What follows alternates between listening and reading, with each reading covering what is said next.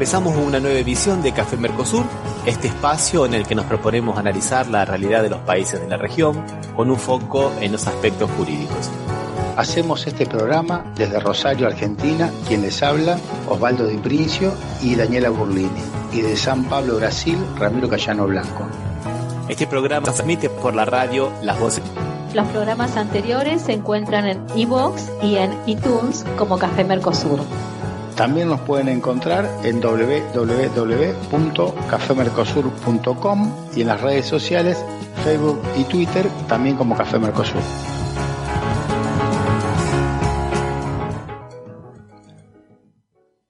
Bueno, y aquí estamos en otro programa de Café Mercosur, el programa número 192. ¿Qué tal, Osvaldo? ¿Qué tal, Daniela? ¿Cómo les va? ¿Cómo están? Hola, Daniela. Hola, Ramiro. ¿Cómo les va, chicos? Buenas tardes. Y ya vamos a darle la bienvenida a nuestro invitado de hoy, al doctor Carlos Rosansky, es juez federal, es camarista. ¿Cómo le va, doctor Carlos? ¿Cómo está usted? Bien, Ramiro, un gusto. Hola, Daniela, Osvaldo. Hola, ¿cómo le va, doctor? Hola, un gusto. Carlos. Carlos.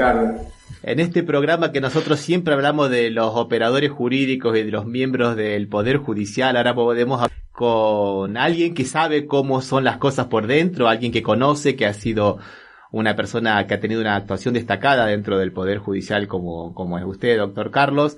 Así que bueno, con las primeras preguntas, ¿no es verdad, Daniela? Bueno, me toca a la primera, digamos. Bueno, últimamente, en estos últimos días, salen un montón de noticias en relación a la reforma del sistema judicial por parte del Poder Ejecutivo. Le queríamos preguntar qué opinión tiene usted, qué opinión le merece este proyecto y que se haya encargado a una comisión de notables, miembros también del Poder Judicial. El proyecto en sí es auspicioso, yo creo que es un buen proyecto, es una buena idea, hay que apoyarlo, yo me incluyo, hay que apoyarlo, pero es insuficiente de por sí solo, es solamente un comienzo. Lo que está en el proyecto tiene que ver con distribución de juzgados, ampliación, transferencia de competencia de algunos temas, de algunos fueros a la Ciudad de Buenos Aires, pero en un estado de cosas como el Poder Judicial de la Argentina, eso solo resultaría insuficiente. Pero entiendo que está planteado como el comienzo. Así que bueno, veremos cómo continúa. En el caso de la transferencia de fueros, planteo por qué mis dudas, porque se traspasan a la Ciudad de Buenos Aires los delitos, todo lo que tiene que ver con el derecho penal ordinario, no federal. Está muy bien esa transferencia, es un compromiso de la Constitución reformada, pero la realidad es que al día de hoy el jefe de los fiscales de la Ciudad de Buenos Aires es Juan Carlos Maíquez, que es quien fuera sicario de Mauricio Macri en el Consejo de la Magistratura durante 4 años, encabezó las persecuciones de parte de Mauricio Macri, de modo que él va a tener ahora más fiscales que antes. Por eso es importante, el traspaso es bueno, pero también tendríamos que avanzar un poco en qué tipo de justicia queremos, ¿no? Es excelente lo que está apuntando, doctor Carlos Rosansky, y en este momento, hoy, el día de hoy, acabo de bajar un libro aquí en Brasil llamado Suspeição, algo así como sospecha de parcialidad de los jueces, donde hay un grupo de juristas que ha ido apuntando todas las arbitrariedades cometidas por el juez Moro con relación a la Lava Jato y al proceso de Lula, que de alguna manera no son tan diferentes de las cosas que hemos visto en Argentina, ¿no? Pareciera como que era una matriz que se va replicando en todos los otros lugares, ¿no es verdad, doctor? Sin ninguna duda, en el caso de Moro está replicado en nuestro país en muchísimos casos, e incluso el propio Moro hace menos de 2 meses estaba invitado a participar de una actividad muy importante académica, que nada menos que la presentación la iba a hacer el vicedecano de la Facultad de Derecho de la Universidad de Buenos Aires. Esto motivó una protesta muy airada de muchos de nosotros, muy enérgica, y se terminó levantando la actividad. Es decir, Moro es una persona que tiene sus réplicas en la Argentina y en el mundo, y en la región ni que hablar, porque es el prototipo de un perfil determinado de juez que en la actividad terminan siendo no solo funcionales, en el caso de Moro y muchos jueces argentinos, cómplices del poder, que es más grave que funcional. En ese momento recuerdan que nosotros habíamos tenido un debate y que yo había dicho, a mí me parece que tendría que hablar para que nosotros le pudiéramos preguntar. ¿Se acuerdan? Y ustedes dijeron, no, nunca te van a dejar hacer una pregunta. Esa fue la respuesta de ustedes. Yo en ese momento decía, no, para mí tiene que venir a hablar. Y entonces a haber un batallón de que lo fuera inquisitiva, pero bueno, eran dos opiniones sobre el mismo hecho, ¿no? Lo que pasa, Daniela, es que los fascistas no dialogan. Eso es lo que me decía Ramiro y Osvaldo. Ellos ya tenían todo organizado, digamos, ¿no? Todo cocinado. No, que acá en Rosario también pasó lo mismo. ¿Te acordás que acá lo iban a traer y tampoco? Sí, también fue la UNR. Y bueno, y ahora nosotros hemos tenido aquí, por lo menos aquí en Brasil, hemos tenido la suerte de que un grupo de periodistas haya investigado un poco y haya sacado los pormenores del accionar de estos operadores de la Lava Jato, principalmente de los fiscales de la Lava Jato, ¿no? Y ahí hemos visto un poco cómo se cocinaba la cosa, pero realmente vemos que hay una influencia muy pero muy grande desde el Departamento de Justicia de los Estados Unidos, al punto que ellos mismos lo han terminado reconociendo, ¿no? Y me parece que en Argentina también hay un poco de esa influencia, ¿no, doctor?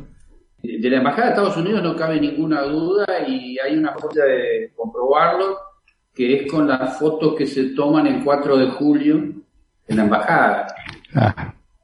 Ahí se pueden ver los jueces, algunos jueces argentinos, pero es una buena referencia, ¿no? Evidentemente.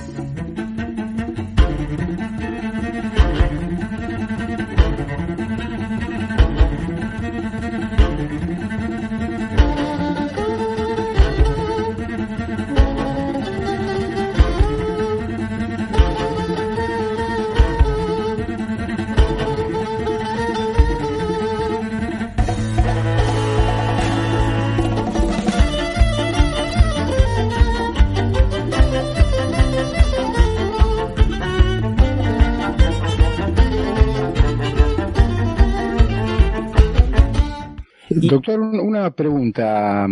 Teniendo en cuenta que en la Constitución original del 53 existe el juicio por jurados, ¿esta reforma podría ser una posibilidad de incorporarlo, o la lectura no sé si sería positiva de tenerlo dentro de nuestro sistema judicial, usted como integrante del Poder Judicial? ¿Qué le parece? Yo creo que lo van a incluir. El tema, el propio presidente lo dijo. Yo cambié de opinión con los años. Yo durante muchos años estuve a favor del juicio por jurado, pero el hecho de estar a favor tenía que ver con la mala opinión de los colegas jueces. Es decir, yo pensaba tan mal de los colegas que los no letrados son mejores jugando. Eso es lo que pensaba. Después del tiempo, sobre todo con dos ejemplos que puedo dar muy brutales. Uno es de un jurado popular de Córdoba, hace poco, el año pasado, donde un caso de una señora, Flavia Zaganías, que es interesante investigarlo, donde su hijita fue abusada por su pareja y ella hizo un post de Facebook contando que quedó impune el hombre, que lo había denunciado y quedó impune. Ese post estuvo horas nada más, pero a raíz de ese posteo, su hermano y su mamá fueron a Córdoba, eran de Buenos Aires, y atacaron a este hombre y lo lastimaron. A raíz de eso, juzgaron a los tres, a la mamá, al hermano y a ella. ¿Y cómo terminó? Por ahora, que a ella, un jurado popular, y a los hermanos, y al hermano y la mamá también, pero lo cuento por ella, por Flavia, la condenaron a 23 años de prisión. Está presa, con 5 hijos. 23 años de prisión. Una barbaridad. Doy nada más que el ejemplo puntual. Y el otro ejemplo es el famoso carnicero que sale, persigue a un ladrón y lo acribilla a balazos. Jurado popular lo absuelve. Es decir, doy esos dos ejemplos porque de los muchos que hay, porque tienen que ver, que a mí por lo menos me fueron indicando que si bien los jueces profesionales dejan muchísimo que desear, A veces el jurado popular termina siendo más permeable aún que los propios jueces profesionales, permeable a los medios de comunicación, a las amenazas, etc. Así que es un tema muy delicado que habría que discutir seriamente. Y cuento un caso anecdótico. Yo vi un juicio por jurado en La Habana, Cuba. Fui a dar una conferencia en el año 1994. Y me invitan a ver un juicio de 5 juezas, mujeres todas. Y de las 5 juezas, 3 eran profesionales y 2 legos. Porque depende de la gravedad de los delitos, es 3 y 2 o 2 y 3. O sea, se invierte. Bueno, la anécdota es que yo después me reuní con ella, nos sacamos fotos, etc. Y nunca pude darme cuenta de cuál de las 5 eran lego y cuál profesional. Entonces cuando volví, yo decía, ¿qué pasó acá? ¿Por qué? ¿Y saben por qué? Porque hubo una revolución. Muy formados los legos, evidentemente, ¿no? Claro. Sí, el tema del juicio por jurado es todo un tema bastante complejo, y acá también en Brasil, lamentablemente, los juicios por jurados también no es lo que se piensa, no se renuevan como darse los jurados, normalmente las mismas personas van a varios procesos, o sea que no es también la panacea. Lo que pasa es que por otro lado, como dice usted, doctor, claro, deja mucho a desear, ¿no? Que escuchemos una canción, doctor, y después continuamos. ¿Qué le parece? Con todo gusto. Vamos a escuchar entonces a una cantante aquí de Brasil, llamada Leticia, y después nosotros continuamos charlando con usted. Vamos.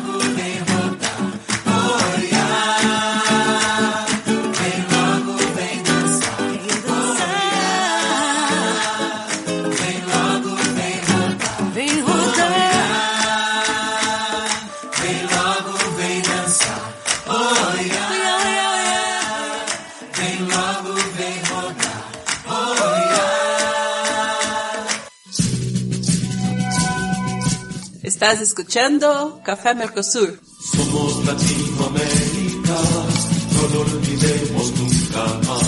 Somos Latinoamérica, no lo olvidemos nunca más. Bueno, y seguimos aquí entrevistando al doctor Carlos Rosansky, que es un gusto tenerlo aquí en el programa.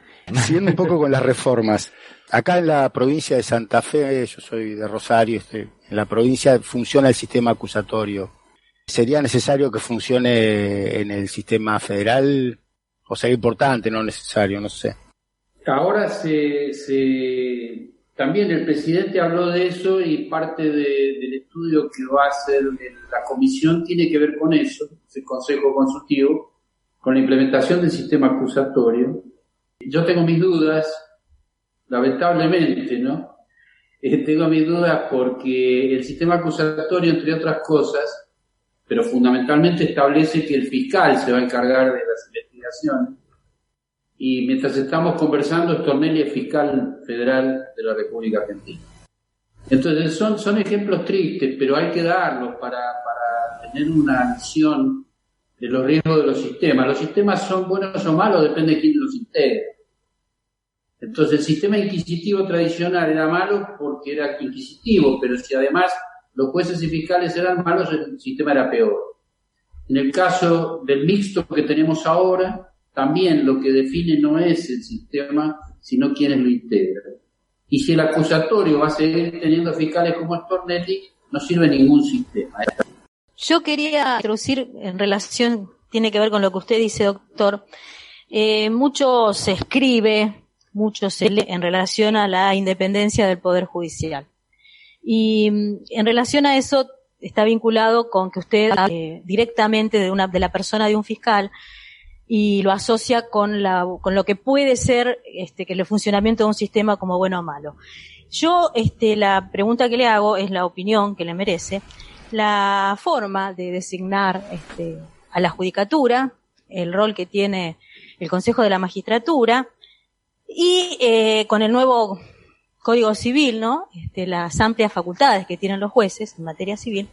Y eso que, ¿qué opina usted en relación a lo que dice Nino, en que los jueces representan a un poder contramayoritario y que tienen un arma muy fuerte cuando declaran la inconstitucionalidad de las leyes?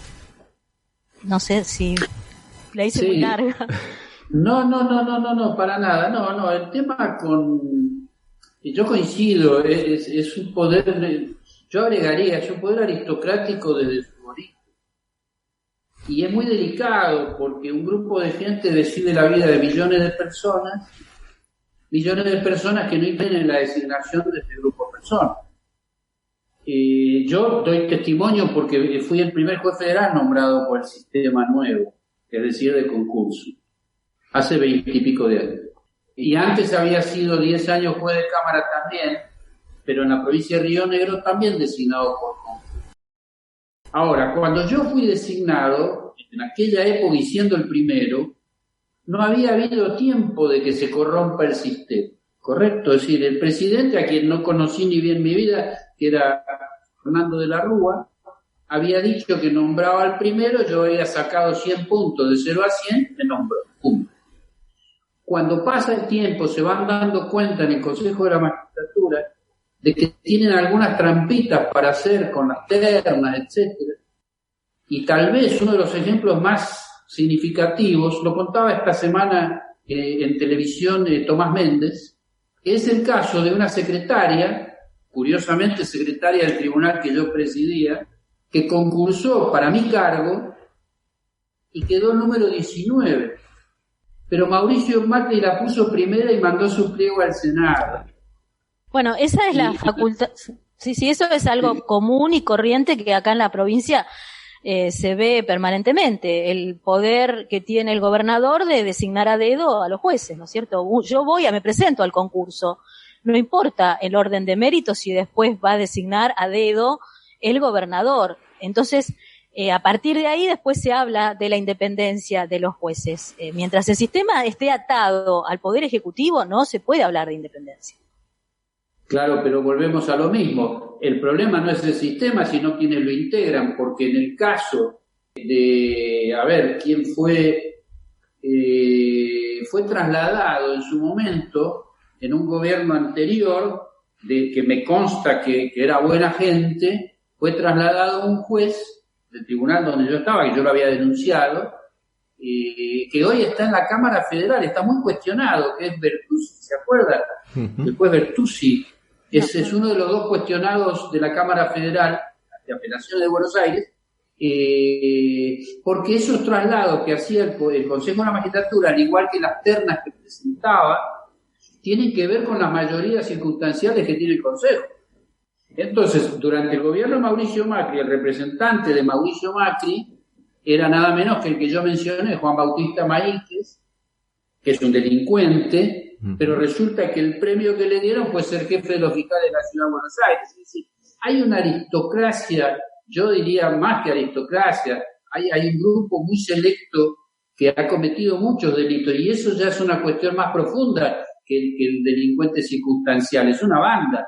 Entonces, bueno, habría que mirarlo también desde esa perspectiva, ¿no? Y desde otra perspectiva, doctor Rosansky, tenemos también por otro lado la experiencia aquí de Brasil, donde los fiscales y los jueces son casi todos concursados y donde supuestamente no hay interferencia política, digo supuestamente con muchas comillas, pero se ha creado lo que se denomina una casta de concurseros. O sea, personas que versadas en todas las artimañas de la lengua portuguesa para poder pasar en el concurso y que poco saben de filosofía, poco saben de derecho, y muchas veces me ha pasado con algunos alumnos míos, doctor, que con 25 años eran camaristas de familia, cuando ni siquiera tenían novia. O sea, ¿qué puede saber de familia una persona con esa experiencia, con esa poca experiencia de vida? O sea, que ese por ahí es el otro lado de la moneda, ¿no? O sea, no, sin duda, yo creo por eso hay mucha similitud, más allá de que haya diferencias entre los dos países, pero en estos temas, a pesar de esas diferencias de sistema, el contenido es el mismo, es decir, lo que tiene que ver es el poder, lo que tiene que ver es el autoritarismo. Lula fue preso, pero además fue condenado, no solo que fue encarcelado, fue condenado, es decir, fue todo un proceso que empezó y terminó, y absolutamente corrupto. Lo mismo ha pasado acá, en la Argentina hoy, con un buen gobierno, que por lo menos para mí es un buen gobierno y lo apoyo fervientemente.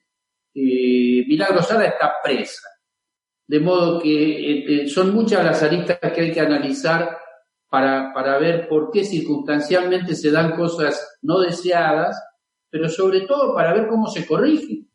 Y no las podemos corregir si no las decimos, si no las detectamos.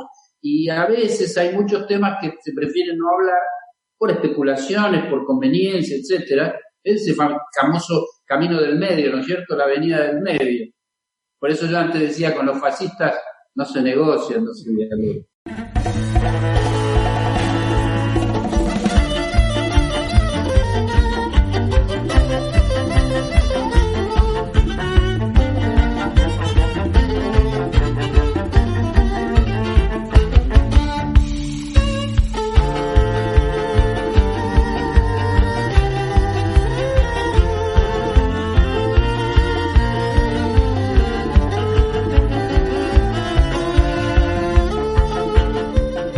Yo lo que en relación a la cuestión que decía el doctor de las triquiñuelas en las ternas y eso, acá en la provincia de Santa Fe duró muy poquito la autorrestricción que se tomó un gobernador de respetar el orden de mérito en la terna, ¿no? Después eso se modificó y volvió a tener el gobernador el dedo, digamos.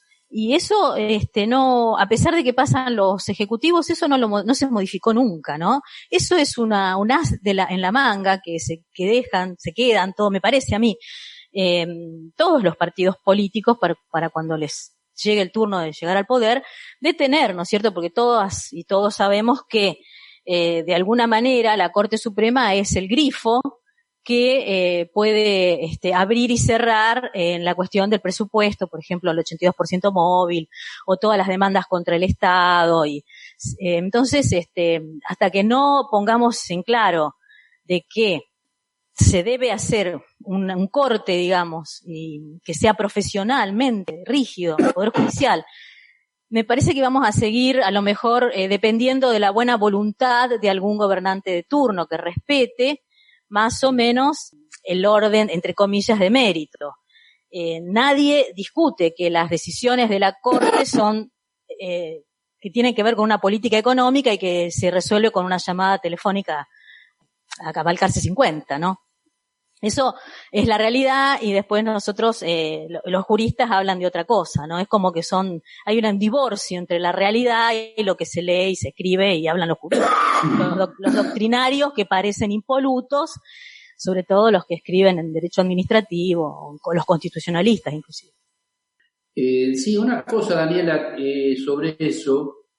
Yo tengo una opinión muy desagradable de los doctrinarios por experiencia de vida, ¿no? Yo fui juez 25 años, juez de cámara, y haciendo juicios, ¿no es cierto? O sea, hice más de 4.500 juicios. Lo digo desde ese lugar, desde esa experiencia. A mí, pese a la teoría, no sirve para nada. Realmente estoy hablando a la hora de decidir. El problema es que la teoría, cuando es usada, y casi siempre es así, para avalar alguna decisión, ahí empieza esa historia de media biblioteca de un lado, media del otro. La famosa broma que le preguntan a un abogado cuánto es 2 más 2, y él dice cuánto quiere que sea. Y esto es algo que hay que corregir, y tiene mucho que ver también esto con qué perfil queremos o buscamos o necesita el país. ¿Qué perfil de juez? Es decir, ¿dónde lo buscamos? ¿De qué sector social? O por lo menos cómo creemos que debe pensar. No si sabe latín o alemán, cómo debe pensar, qué visión tiene de los derechos humanos, qué visión tiene de género. No son cuestiones, porque eso se va a traducir en las decisiones que tome.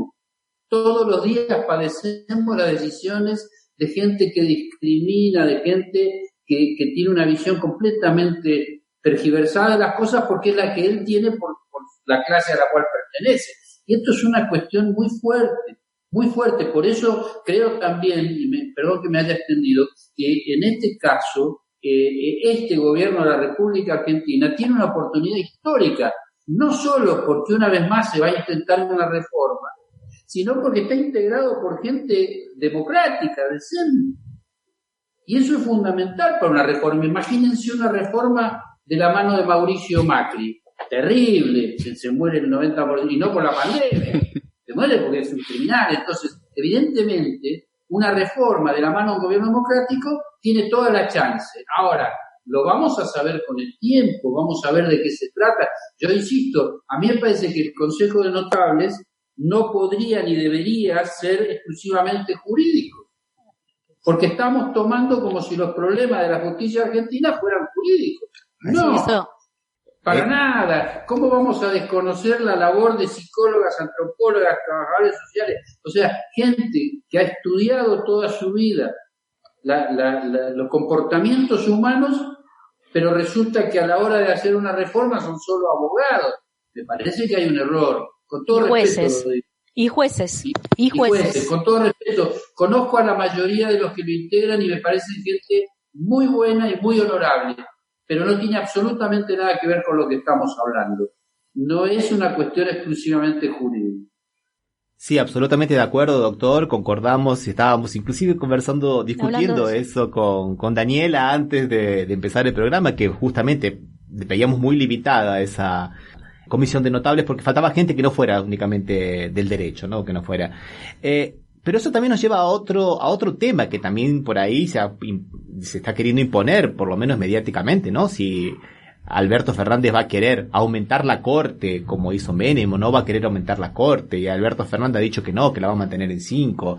Por otro lado, hay grandes juristas, por lo menos que yo admiro desde que con Osvaldo tuvimos la suerte de conocerlo allá en el año 86, cuando hacíamos Derecho Penal 1, al doctor Zaffaroni, que estudiábamos con los libros de él, que dice que no, que habría que integrar una corte con más gente y con salas especializadas. ¿Cuál es su opinión al respecto, doctor? No, yo coincido, lo conozco hace muchos años y él hace muchos años que viene hablando de una corte amplia y con salas, él hablaba de 19 miembros, no tengo ninguna, pero hoy no es discutible que necesitamos una corte más amplia, respetando todas las posturas, pero necesitamos una corte más amplia por varias razones. La primera, para que puedan estar divididas en salas, tener especialidades que agilicen el trámite de las causas. Pero hay otra razón mucho más importante para mí, que tiene que ver con que tenemos hoy una corte de 5 que convalidó muchísimas de las peores cosas que hizo el gobierno de Mauricio Macri. El proceso para modificar eso sería muy complicado, creo que habría que hacerlo igual, pero me parece de una practicidad extraordinaria ampliar la corte, que se hace por una ley, con lo cual, con un buen proceso de selección, y yo agrego, con una encuesta popular, con una coincido totalmente. Popular, no vinculante, pero que con un gobierno como escuchar. Y entonces, insisto, no puede ser que la gente no pueda opinar sobre quién va a decidir su vida, su libertad y su patrimonio. Sí, coincido absolutamente. Ramiro, vos también. Supongo. No, absolutamente, claro, totalmente de acuerdo, totalmente. De acuerdo. Si no podemos elegir los jueces, por lo menos una consulta no vinculante sería que se nos escuche, por lo menos, ¿no? Que se nos escuche, no únicamente. No, y que los escuchemos a ellos, Ramiro. Es verdad, principalmente, ¿no? A ellos. Muy bien colocado, excelentemente colocado, sí, doctor. Sí. Ramiro, vamos a un tema musical, porque hace mucho que estamos hablando, ¿te parece? Vamos así, tomamos un cafecito y después seguimos. Vamos a escuchar un grupo uruguayo llamado Tunda y un tema musical que se llama Son Formas, Son Maneras.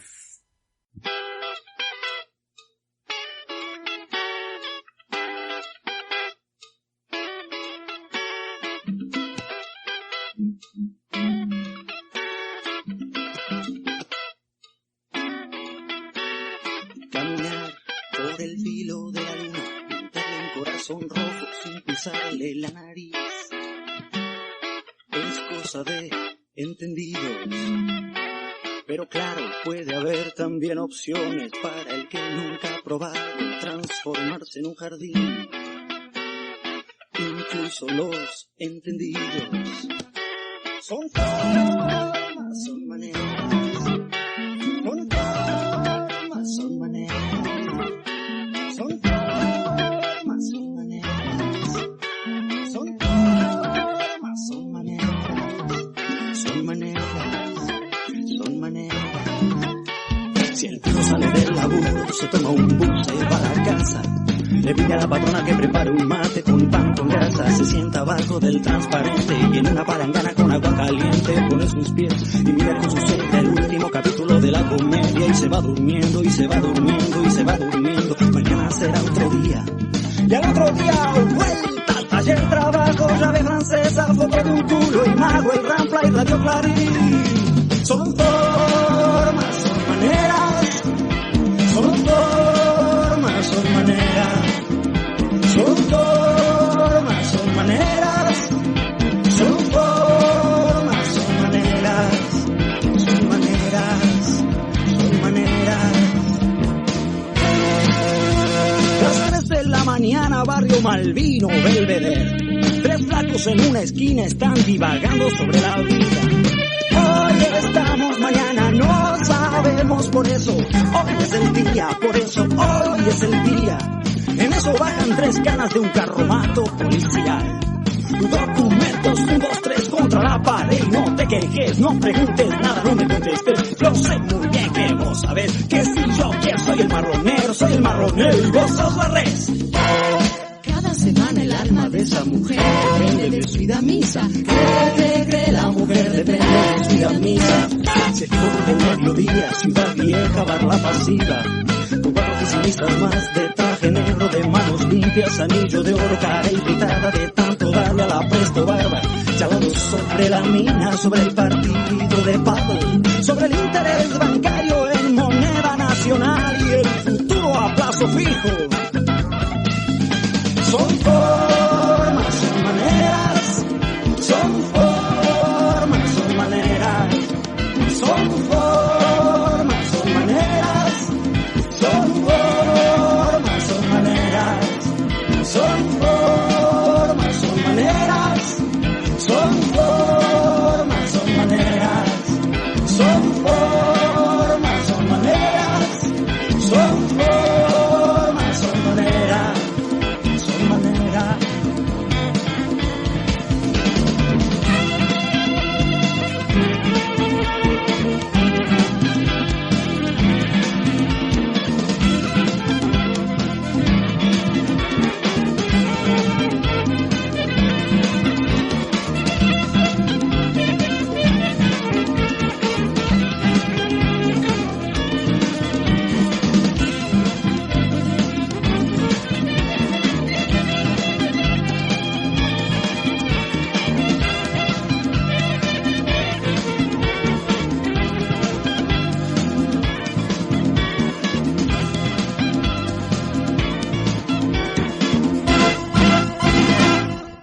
El año pasado ninguna mujer fue galardonada con un premio Nobel en ciencia. Ni una sola. Tampoco el año anterior. Desde 1901, los Nobel han premiado a 581 hombres y a 18 mujeres. Veámoslo por ramas. En física han sido premiados 205 hombres y 2 mujeres. En medicina han premiado a 202 hombres y a 12 mujeres. En química, 174 hombres y 4 mujeres. La pregunta es, ¿por qué? Se buscan explicaciones históricas. Dicen que las mujeres todavía no hemos alcanzado la suficiente relevancia como para ser candidatas a un Nobel. Y puede que eso sea verdad. Pero entonces, ¿por qué no recibió un Nobel Lise Meitner? ¿Por qué no lo recibió Chien Shiung-bu? ¿Por qué se obvió a Esther Lederberg? ¿Por qué los Nobel no se acordaron de Dottie Thomas? Por un motivo. Discriminación. En la comunidad científica, como en tantas otras, las mujeres no estamos en condiciones de igualdad. ¿Que por qué decimos eso? Porque las mujeres nos graduamos más y nos doctoramos más. Pero solo ocupamos el 20% de los puestos de liderazgo. Y eso no es una percepción. Es una evidencia. La discriminación de las mujeres en la ciencia se basa en datos. En hechos. No es una opinión. Y eso es inaceptable. Tiene que cambiar. Y tiene que cambiar ya. Hagamos lo posible. Entre todas y entre todos.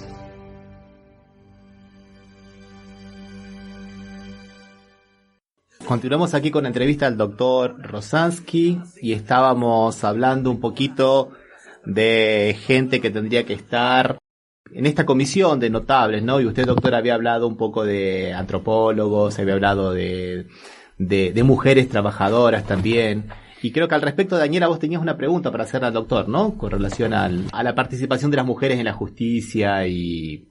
Sí, en la proporción tendría que ver con la cuestión de la paridad, de que, bueno, estamos bastante mal representadas, pero en realidad lo escuché hablar y se me ocurrió hacerle otra pregunta. Tiene que ver con qué opinión tiene con los jueces y las juezas que insisten en la revinculación de las niñas y niños con los padres, los varones abusadores. La revinculación forzada es una de las estrategias de los abusadores y de sus defensores que apunta a dos cosas. Fundamentalmente, que el abusador que vuelve a tener contacto con su víctima, obviamente, además del daño inconmensurable que le provoca, se genera una influencia nefasta, que además de todo es absolutamente ilegal. El problema es que en la práctica hay muchos jueces y juezas en la Argentina, porque ellos mismos tienen una mirada todavía masculina, androcéntrica, que es la que inspiró la legislación a lo largo de la historia, y que aún con una legislación modificada, como es la que tenemos en la República Argentina, que es absolutamente avanzada, pero que no bajó a la calle, no bajó al despacho de aquellos jueces y juezas que todavía no entienden, por ejemplo, que una revinculación forzada es completamente ilegal, pero que además ni siquiera entienden que es una estrategia. Es decir, no es solo que disponen una medida que no es correcta, sino que ni siquiera cumplen con su rol de analizar en qué contexto está pedida esa medida. No sé si se entiende, yo voy más allá de la propia medida que es ilegal. Tenemos que analizar por qué una jueza o juez hace lugar a una medida que está pedida con el solo fin de influenciar a la víctima, cuando además de todo la está dañando, lo cual es completamente prohibido en nuestro país. Por eso yo creo que hay razones de fondo para hacer reformas estructurales, no solo de maquillaje. Otra cuestión que también quería consultar, que sufren mucho las mujeres y que está invisibilizado, es en la aplicación de la restitución internacional de niñas y niños, cuando la Argentina tiene como política pública, yo diría de una aplicación dogmática de la Convención de La Haya, en donde a las mujeres las obligan a volver al país del cual huyeron, siempre, digamos, es como una cuestión matemática, huyeron de una situación, de una relación de violencia, en donde ellas vuelven a la Argentina porque acá tienen su familia, cuando el varón es de países con mujer, como por ejemplo Estados Unidos, Italia, España, el retorno en la corte y siempre es unánime. Y no ha habido ningún cambio a pesar de que hubo gobiernos progresistas. Eso sigue estando, y los jueces, las juezas, es como que parece que les encanta aplicar dogmáticamente la Convención de la Haya. ¿Usted tiene alguna opinión sobre eso? Sí, por supuesto. Lo que pasa, Daniela, es que el patriarcado es mucho más fuerte que el progresismo. No escuché la última palabra. ¿El patriarcado es más fuerte que? El progresismo. El progresismo. Entonces. Y es más viejo. Lo que sucede es que es algo que atraviesa la sociedad desde tiempos inmemoriales, y el progresismo lo que hace por ahí es acercarnos un poco a una visión más humanista. Pero si ese progresista no tiene además una apertura mental adecuada que le permita abandonar esa postura dogmática, va a seguir cometiendo errores que los comete, me consta, lo he vivido en colegas, lo he padecido integrando tribunales con ese tipo de gente, y por eso mi convicción de la necesidad de modificarlo. No solo la Convención de la Haya, las convenciones sobre derechos humanos en general no han bajado a la calle. Por eso Argentina, que es un país de la rapidez para firmar y ratificar convenciones, pero después hay una gran lentitud en aplicarlas por lo que hay. Y les voy a dar un dato novedoso, si se quiere, porque no lo vi publicado, y hoy escribí un artículo que no se publicó porque no me contestaron, de página 12, pero un dato que me parece interesante. De Naciones Unidas se conoce como Convención de Palermo, porque fue firmada en la ciudad de Palermo, Italia, simbólicamente sede de una de las organizaciones mafiosas importantes. Y esta convención, simbólicamente, que se firmó en Palermo, es una convención contra la delincuencia organizada transnacional, ¿sí? DOT, delincuencia organizada transnacional.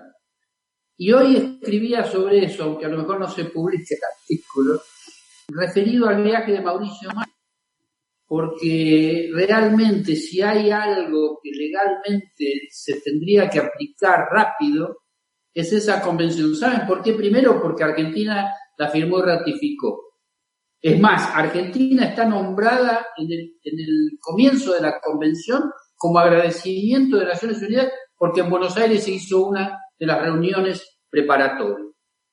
Sin embargo, no la conoce nadie, y es una convención contra la delincuencia organizada transnacional, y tiene 3 protocolos sobre migrantes, sobre trata de personas, y sobre, por supuesto, básicamente la delincuencia organizada transnacional.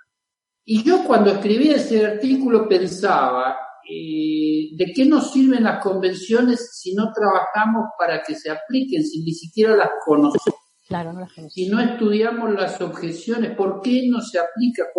¿Cuáles son los obstáculos? Y los obstáculos, es lo mismo que Daniela preguntaba sobre la revinculación, son ideológicos. El problema más serio es ideológico. Si alguien no comulga, y voy a dar un ejemplo trágico, el presidente de la Corte Suprema de la Nación, Daniela, Carlos Rosenkrantz, tiene un artículo publicado que banaliza el derecho internacional de los derechos humanos. Artículo publicado previo, antes de haber sido nombrado juez de la Corte Suprema.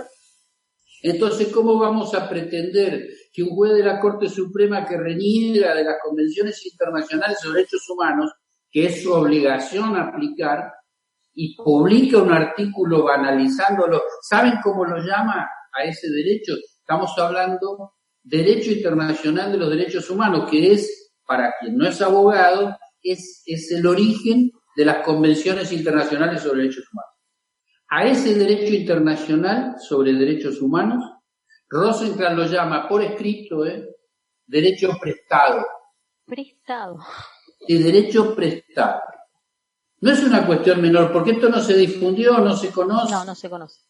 Pero es el presidente de la Corte Suprema. Es un tema muy grave y habría que tomar nota. El gobierno tiene que tomar nota de esto, porque necesitamos que la gente que integre esos poderes del Estado provengan de sectores que comulguen con los derechos humanos, porque es obligatorio, no es una opción, es una obligación. Sí, también Lorenzetti, cerrando unas jornadas de derecho administrativo, yo creo que fue en el año 2000, en Paraná, no recuerdo si fue en el 2008 o 2009, dijo que nosotros padecíamos de una polución normativa, refiriéndose a los tratados de derechos humanos. Se refirió de esa manera, polución normativa. Sí, sin embargo, él tiene un libro muy bueno sobre derechos humanos referido a los juicios. O sea, los juicios por delito de lesa humanidad, él los apoyó. Sí. No, pero son criterios selectivos. Este es el problema. O sea, nosotros lo que necesitamos es una visión uniforme. O podemos pensar que hay dos formas de ver los derechos humanos. Hay una sola. Nos quieren tirar dos campanas. No hay dos campanas en derechos humanos. Es una línea nada más. Es la mirada de las convenciones internacionales. Ahora, si el presidente de la Corte está diciendo que es un derecho prestado y lo banaliza, tenemos un problema muy serio en nuestro país, porque hay dos jueces de la Corte, por ejemplo, que han sido intentados ingresar por decreto y después, aunque se haya modificado el procedimiento, aceptaban el decreto. ¿Se entiende? Pensémoslo seriamente.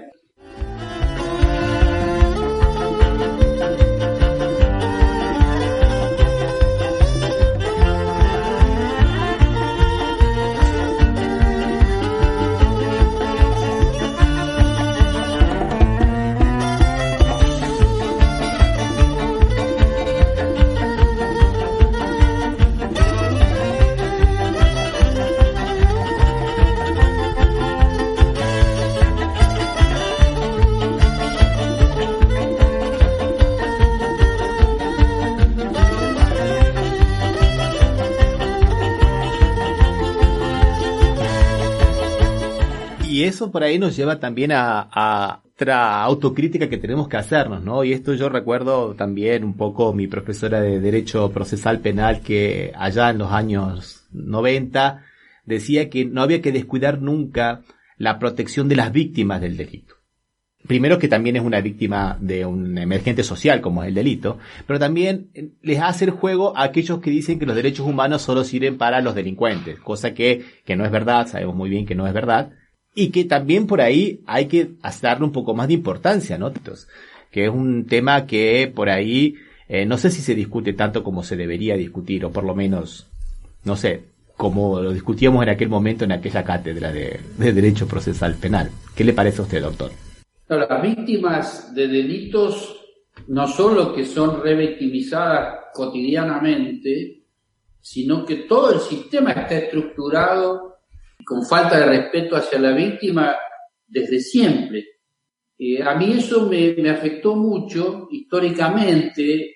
Yo era juez de la Cámara de Crimen en San Carlos de Bariloche, y en el año, aproximadamente en el año 1995, a raíz de un juicio sobre un crimen, una violación brutal a una niña con retraso mental en la ciudad del Bolsón, tuve una experiencia terrible. Éramos 3 jueces y esta niña, que tenía 17 años con una edad mental de 9 y había sido brutalmente abusada, y estaba ahí sentado el acusado, y el juez que estaba al lado mío le pregunta a esta niña, que se llamaba Joana, si el muchacho no le gustaba y no tenía ganas de tocarlo abajo. Y yo, que estaba sentado al lado, estaba grabando, no podía creer lo que estaba escuchando, y la niña decía que no con la cabeza, y entonces el hombre le pregunta, ¿vos no le pediste que te la coloque? Ante eso, bueno, me levanto, vamos a la cocina del juzgado de paz de la ciudad de Bolsón, de la localidad, y discutimos, y para contarlo rápido, al día siguiente lo denuncio por tortura psicológica de esta criatura, en un hecho. Cuando se enteraron, viajé a Buenos Aires, le preguntaron en una sesión de todas las comisiones, conté lo que me preguntaban, sacaron una resolución de repudio, y cuento todo esto por lo que decía Ramiro, y cuando vuelvo de Bariloche me doy cuenta, me cae la ficha, como se dice habitualmente, de qué pasaba ese día en ese lugar, qué me pasó a mí. Y ahí me di cuenta de que no era que el juez perverso, que estuvo mal, por supuesto, pero que va a seguir habiendo jueces perversos también hasta que no mejoremos los sistemas de selección, sino que el problema más grave de esa escena es que esa niña no tenía que estar sentada ahí. Cuando llego a esa conclusión, tomo la decisión de trabajar para que eso se modifique, lo cual significaba modificar un modelo histórico que era de la garantía del derecho de defensa en juicio y que vayan las víctimas a los juicios. Cuento todo esto porque estuve 5 años trabajando en eso, 5 años para redactar un proyecto de ley que tuvo en total 7 carillas. 5 años para escribir 7 carillas, porque estamos hablando de víctimas de abusos sexuales, víctimas infantiles de abusos sexuales.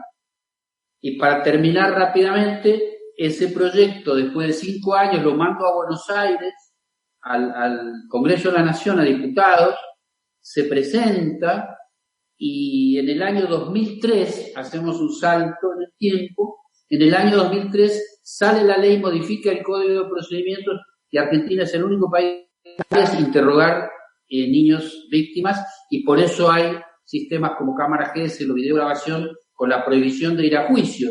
Pero cuento esto porque se origina en ese juicio de Bolsón, donde evidentemente la víctima lo único que hacía era ser maltratada por un sistema cruel y por un juez muy cruel.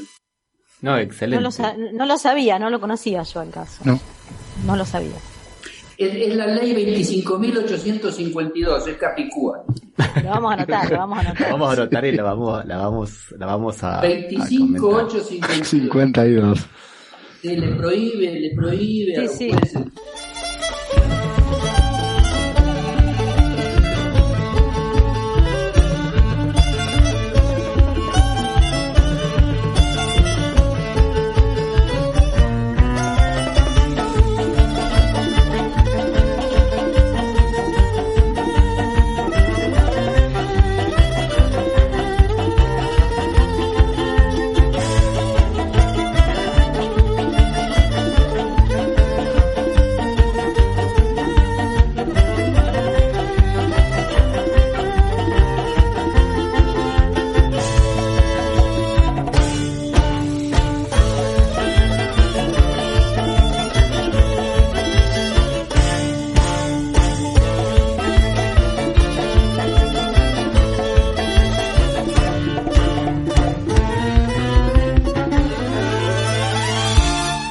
Pasó que en algunos casos en familia pedí cámara Gesell para que sean escuchadas niñas y bueno, me las han negado. En muchos casos me lo han negado porque a lo solicitado no al lugar y bueno, y ahí se terminaba la discusión. Lo que pasa es que esta ley que yo redacto... Claro, es para casos de delito. Penales. Es el Código Procesal Penal de la Nación. Y después cada provincia lo adapta. Fue modificando su código. Algunos con alguna trampita, por ejemplo, Neuquén le puso en vez de la palabra entrevista, inquietudes, es decir, las partes podrán transmitir inquietudes a la especialista, a la que interactúa con la criatura, y le han puesto la palabra pregunta, por ejemplo, cuando claramente la idea de la reforma, mi intención es que a las niñas, niños y adolescentes víctimas no se les pregunta. No es un interrogatorio, es una entrevista. Este es un concepto central. Es cierto, yo las que estuve, el abogado hacía preguntas. Pero además hablan de declaración testimonial. Una niña no es declaración. Es cierto.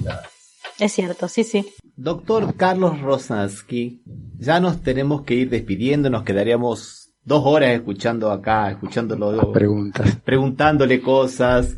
Pero lamentablemente se nos ha acabado el tiempo. Algunas consideraciones finales, ¿qué le gustaría dejarnos como mensaje a nosotros y a toda la gente que nos escucha, teniendo en cuenta que nos escuchan mucho, aunque le parezca mentira, en Estados Unidos y en Europa, más que en Argentina inclusive? No, a mí me parece que lo importante en el caso argentino es aprovechar momentos históricos para hacer reformas verdaderamente que generen cambios. Y en general y fuera de Argentina, lo que planteaba Ramiro sobre las víctimas, a mí me parece que no es un fenómeno argentino. Yo creo que el maltrato a las víctimas también tiene que ver con un atravesamiento cultural, que en el caso de mujeres y niños tiene que ver con un paradigma patriarcal. Entonces, por eso está afectado lo que tiene que ver con género y con edad. No es casual tampoco. Y todo eso se revierte con un trabajo cultural muy profundo. Y una última anécdota, que recuerden cuando Michel Foucault, en una célebre reunión que tiene con Noam Chomsky en Europa, sobre su punto de vista de poder y justicia y educación, y dice algo Foucault muy impresionante. Estamos hablando de los años 70, 74 debe haber sido, donde Foucault lo que dice es que todos los sistemas de enseñanza han reproducido modelos de dominación. Y esto es algo que hay que tener en cuenta para no seguir repitiendo nosotros, como decía Daniela, de manera dogmática en la enseñanza, en este caso del derecho y de otras, pero fundamentalmente del derecho, no reproducir esos modelos de dominación que en el caso del derecho se traduce incluido en un lenguaje que solo conocen los que lo practican. Entonces, los jueces escriben de una manera que no se entiende porque no quieren que se entienda. Entonces, ahí es donde tenemos que poner el acento, y eso no es un problema argentino, es un problema en el mundo. Necesitamos una justicia que se entienda, porque los hechos humanos no se van a interpretar solo en latino o en alemán. Son hechos humanos y necesitamos apertura. Ahí es donde habría que trabajar mejor en las reformas, ¿no? Así es, doctor. Le agradecemos muchísimo su participación en nuestro programa. Yo por lo menos estoy totalmente satisfecho y a gusto. No sé qué les parece a ustedes, Daniela y Osvaldo. Bueno, yo digo que lo tenemos que invitar otra vez. Gracias, Daniela, gracias, Osvaldo, Ramiro, un abrazo grande y a disposición siempre. Bueno, hasta la próxima. Esperemos que cuando haya una reforma real, porque todavía es un proyecto, podamos hablar con usted, ya sabiendo de lo que hablamos, ¿no? Porque todavía no hay nada ahí. Y brindamos. Claro, está bien. Un abrazo, doctor. Muchas gracias. Hasta la próxima. Y nosotros vamos dejando por aquí, señores, se nos ha terminado el programa. Vamos diciendo una nueva novedad, ¿no, Daniela? Que nos van a escuchar ahora en otra emisora de radio, ¿no? 5.3 es una radio que está en Villa Gobernador Galvez y tiene una amplia audiencia, así que bueno, es nuestra nueva expansión hacia Villa Gobernador Galvez, de la provincia de Santa Fe. ¿Y nos pueden escuchar dónde, Osvaldo? Nos pueden escuchar. ¿En dónde nos escuchan? En la radio lasvocesdelmuro.net. Y nos pueden escuchar en Spotify, en iTunes y en iVoox, muy bien. Visitar nuestra página, ¿no, Daniela? Sí, www.cafemercosur.com. Escribirnos a nuestra dirección de correo electrónico contacto@cafemercosur. Y nos pueden mandar WhatsApp al 0054 54 911 56 44 78 57. 0054 911 56 44 78 57. Un abrazo, gente, hasta la próxima. Hasta la próxima.